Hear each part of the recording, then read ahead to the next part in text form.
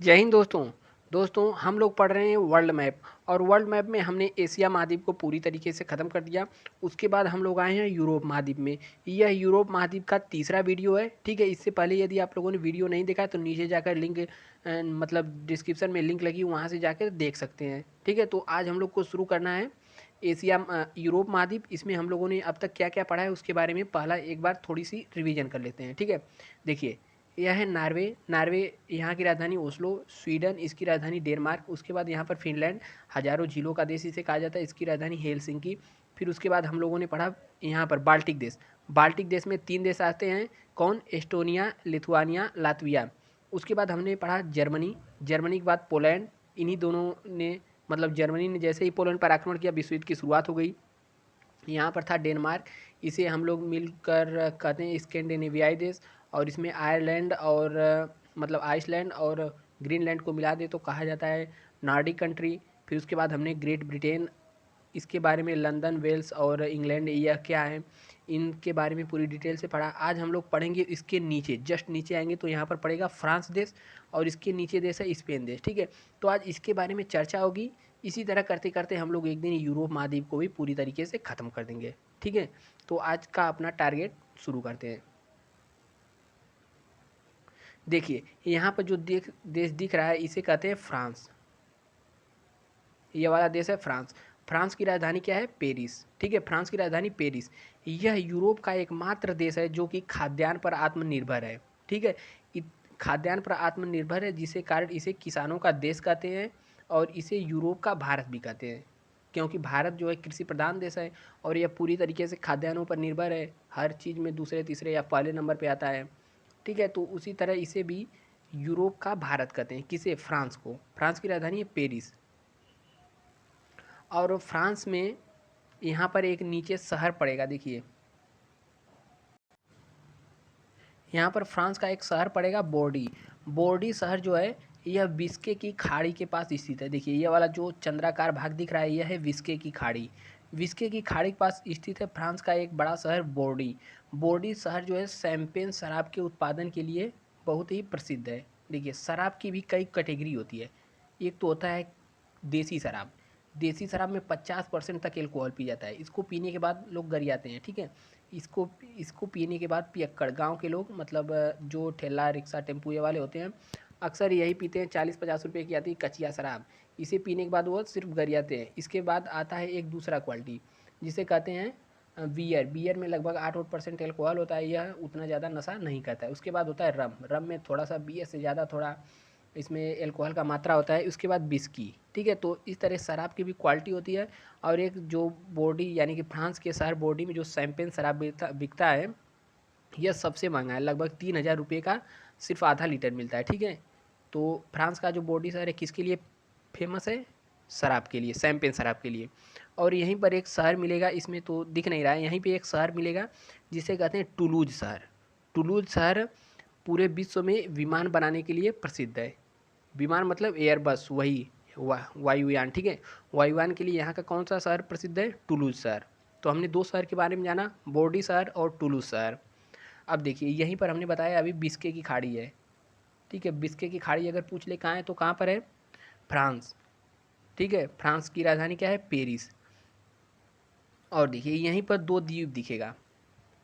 देखिए यहाँ पर है कॉर्सिको द्वीप। कौन सा द्वीप? कॉर्सिको द्वीप। यह फ्रांस का ये सबसे बड़ा द्वीप है। जैसे अपने भारत का द्वीप, भारत के बगल में कौन है? अंडमान निकोबार है। उसी तरह से यहाँ पर फ्रांस का एक द्वीप है कॉर्सिको द्वीप। और इसकी इसी के बगल में है एक है एल्बा द्वीप। इसमें तो शायद दिख नहीं रहा है, यहीं पर है एक एल्बा द्वीप, ठीक है। तो फ्रांस के दो द्वीप प्रमुख है, कौन कौन से? कॉर्सिका द्वीप और एल्बा द्वीप, ठीक है। इस पर किसका अधिकार है? फ्रांस का अधिकार है। और देखिए एक जो सबसे इम्पॉर्टेंट बात है, देखिए फ्रांस का ये वाला जो एरिया है इसे हम लोग कहते हैं नारमंडी का क्षेत्र। कौन सा क्षेत्र? नारमंडी का क्षेत्र। यह किस लिए प्रसिद्ध है? देखिए जब द्वितीय विश्व युद्ध हुआ था, कौन? द्वितीय विश्व युद्ध, उस समय जो अमेरिका की सेना और ब्रिटेन की सेना कहाँ पर उतरी थी? नारमंडी क्षेत्र पर। यहीं से उतर करके जर्मनी पर आक्रमण लोग बोले थे। कहाँ से? नारमंडी क्षेत्र से। और देखिए और फ्रांस में ही एक शहर है लॉरेंस शहर, ठीक है। लॉरेंस किसके लिए प्रसिद्ध है? तो लॉरेंस में स्टील और लोहा भरपूर मात्रा में, यानी कि बहुत अधिक मात्रा में यहाँ पर स्टील और लोहा का उत्पादन होता है। किसमें? फ्रांस के लॉरेंस शहर में। देखिए, लोहा में अगर 1% केवल कार्बन फेंक दें, ठीक है, लोहा में केवल 1% यदि कार्बन मिला दें तो उसे कहा जाता है स्टील। तब इसका मतलब है कि जहाँ लोहा रहेगा वहीं पे स्टील होगा, ठीक है। जहाँ पर लोहा पाया जाएगा वहीं स्टील रहेगा। जैसे जहाँ दूध रहेगी वहीं पे दही जमेगा। अरे दूध में यदि थोड़ा सा डाल दे दही, यानी कि दूध में जोरन डाल दें तो बन जाएगा दही, यानी कि दूध जहाँ रहेगा वहीं दही जमेगा। इसलिए लोहा जहाँ रहता है उसमें केवल 1% कार्बन की आवश्यकता होती है। यदि 1% कार्बन मिला दें तो वह स्टील हो जाता है, ठीक है। इतना तो समझ में आया। अब देखते हैं, देखिए, यह है फ्रांस और ऊपर है इंग्लैंड। और फ्रांस और इंग्लैंड के बीच में है इंग्लिश चैनल। कौन सा चैनल? English channel.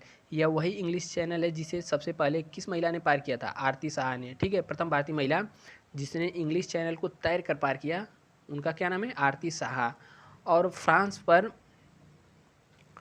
और स्पेन के बीच में एक छोटा सा देश है। देखिए, यह है फ्रांस और यहाँ पर स्पेन। यहीं पर एक पर्वत है जिस पर्वत को हम लोग कहते हैं पिरेनीज पर्वत। क्या नाम है उसका? पिरेनीज पर्वत। और पिरेनीज पर्वत पर ही एक छोटा सा देश है अंडोरा। इसमें देखिए यहाँ पर लिखा भी है अंडोरा। अंडोरा जो है एक छोटा सा देश है जो कि पिरेनीज पर्वत पर स्थित है। और यह आईएमएफ का 190वां सदस्य बना है। आईएमएफ क्या है? एक इंटरनेशनल संस्था है। कहाँ पर इसका मुख्यालय है? तो अमेरिका के शहर में स्थित है, ठीक है। तो आईएमएफ का 190वां सदस्य कौन बना है? अंडोरा। अंडोरा कहाँ स्थित है? पिरेनीज पर्वत पर। पिरेनीज पर्वत कहाँ है? स्पेन और फ्रांस के सीमा पर, ठीक है। तो और देखिए यहाँ पर एक शहर है लियोन।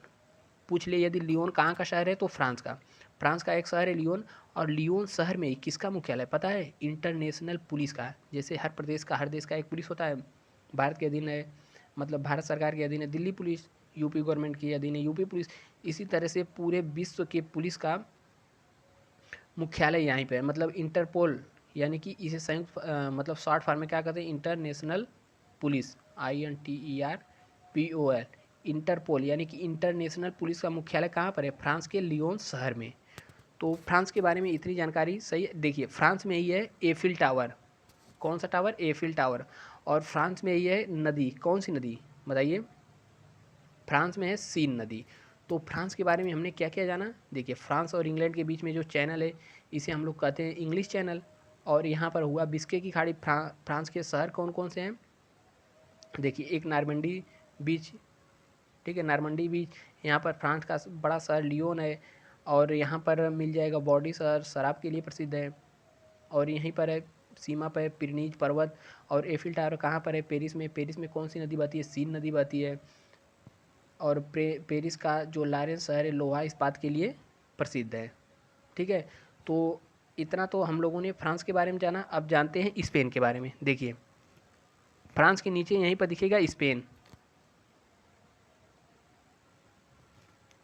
देखिए, यह है स्पेन और स्पेन की राजधानी क्या है? मैड्रिड। स्पेन की राजधानी मैड्रिड। स्पेन की राजधानी मैड्रिड। देखिए, स्पेन में ही यहाँ एक छोटा सा क्षेत्र मिलेगा यहाँ पर, ठीक है, जिसे कहते हैं कैटोलोनिया क्षेत्र।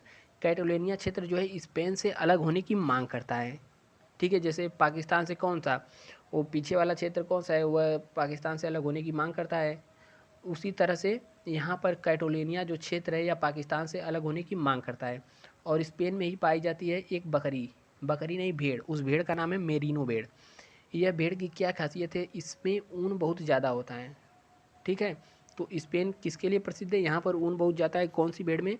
मेरिनो नामक भेड़ पाई जाती है जिसमें ऊन बहुत ज़्यादा निकलता है। स्पेन और फ्रांस की सीमा पर पिरेनीज पर्वत बता ही दिया हमने।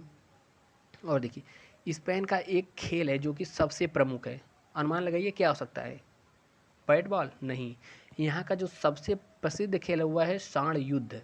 जैसे अपने कर्नाटक, तमिलनाडु, वहाँ पर खेलते हैं तमिलनाडु में सांड युद्ध, वैसे यहाँ का ही सबसे प्रमुख खेल है सांड युद्ध। यहाँ लोग सांडों को आपस में लड़वाते हैं और यही इनका प्रमुख खेल है।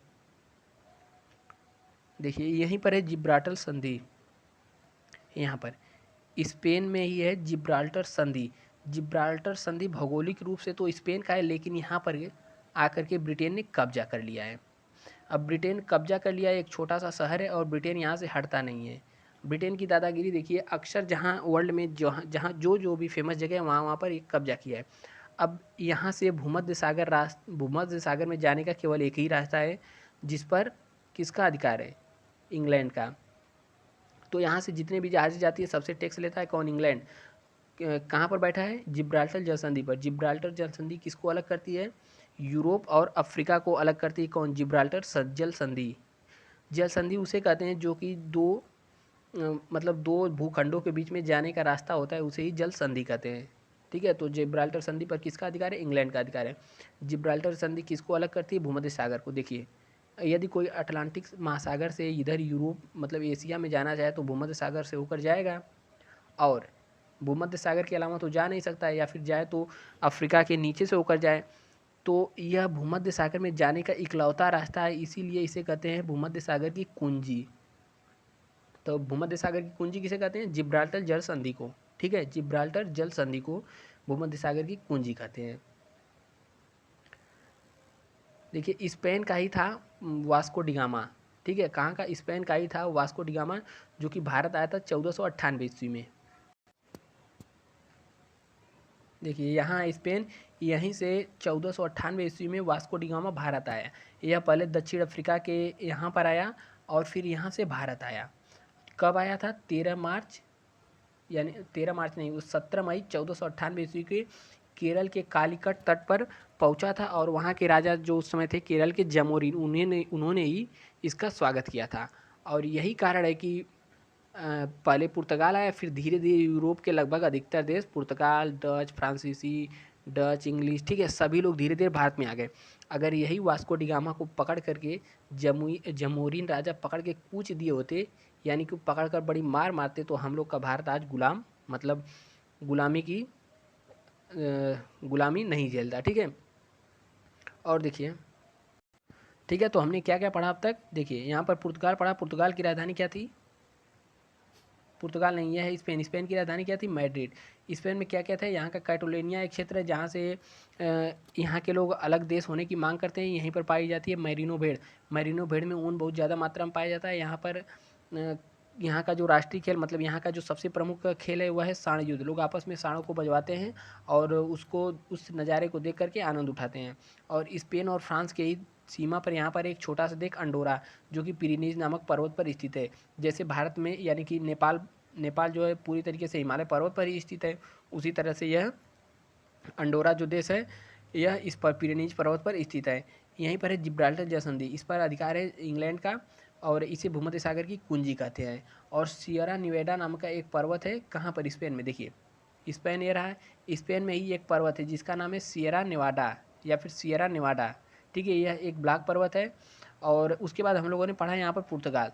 देखिए, पुर्तगाल की राजधानी है लिस्बन। ठीक है, पुर्तगाल की राजधानी क्या है? लिस्बन।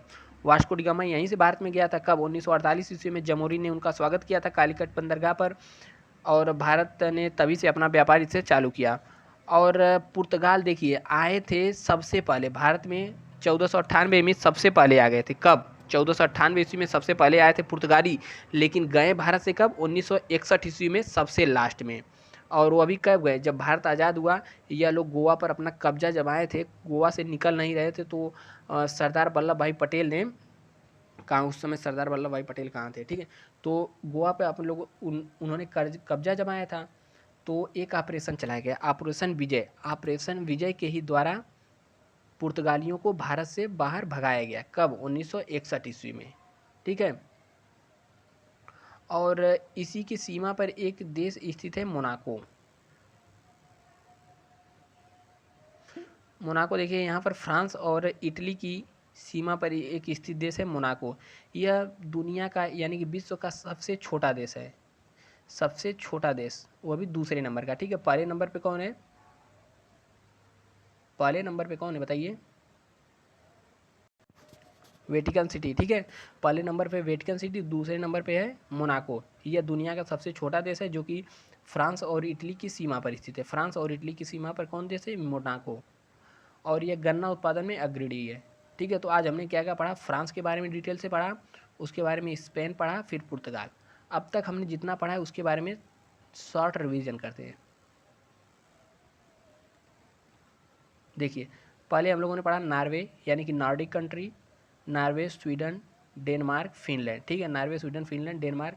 उसके बाद यहाँ पर बाल्टिक देश, फिर जर्मनी, पोलैंड, फिर उसके बाद यूनाइटेड किंगडम पढ़े, आयरलैंड पढ़े, फिर यहाँ पर फ्रांस पढ़े, और फ्रांस के बाद यहाँ पर के स्पेन और पुर्तगाल पढ़े। तो अब तक हमने इतना भाग हम लोगों ने कवर कर लिया है।